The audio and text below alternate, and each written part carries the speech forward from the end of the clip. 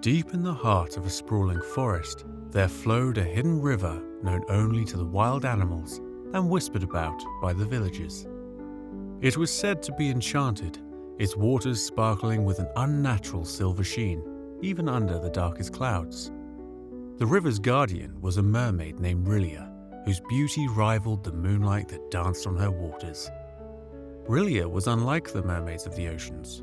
She had no vast kingdoms or treasures of pearls. Instead, she adorned herself with river stones and the shimmering scales of freshwater fish.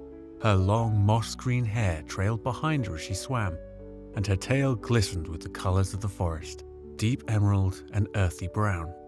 Though she longed for connection, she kept herself hidden from the humans, wary of their intentions.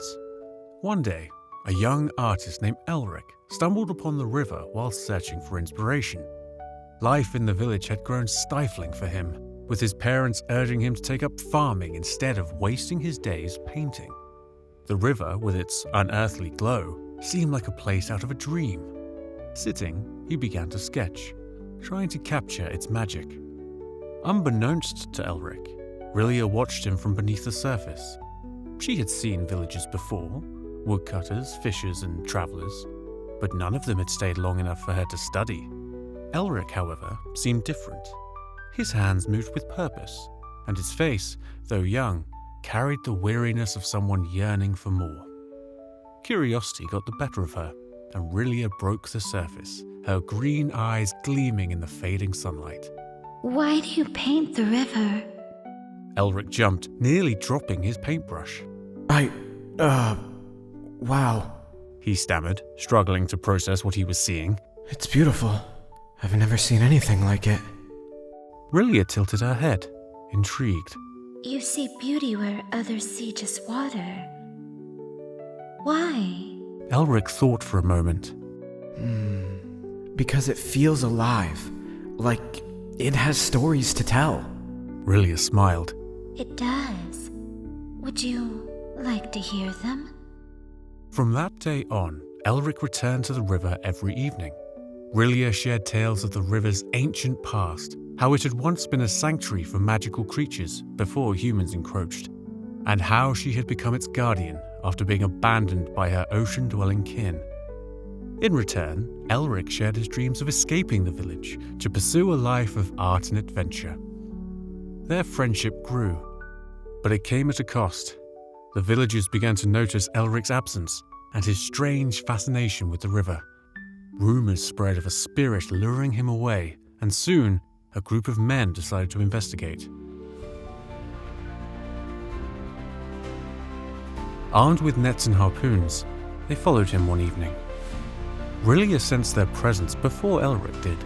She begged him to leave to protect himself, but he refused. I won't let them hurt you, he said, standing by the water's edge. When the men arrived, they were awestruck by the sight of Rillia, but their awe quickly turned to fear and they cast their nets. Rillia dove under the water, her tail flicking in panic. Elric stepped between her and the men, pleading for them to stop, but they accused him of being bewitched. In the chaos, Rillia summoned the full power of the river. The current roared, rising high and knocking the men off their feet. Elric too was swept away, but Rillia caught him and carried him to the shore. You must leave. She said, her voice breaking. They'll never stop coming. Elric shook his head. Then I'll stay with you. I don't belong with them. Rillia hesitated. She had always been alone, and she feared what might happen if he abandoned his world for hers. But as she looked into his eyes, she saw the same longing that had kept her by the river all these years. If you stay, she said, you'll become like me. Elric nodded, unafraid. Then let me. With a kiss, Rillia shared her magic, transforming him into a creature of the river. His legs became a tail of shimmering silver, and his breath became one with the water. Together they swam into the depths, their laughter echoing through the forest. The villagers never saw Elric again, but the river's glow grew brighter, as if it were alive with joy. And so, the artist and the river mermaid found a home in each other, creating their own world away from the noise of humanity.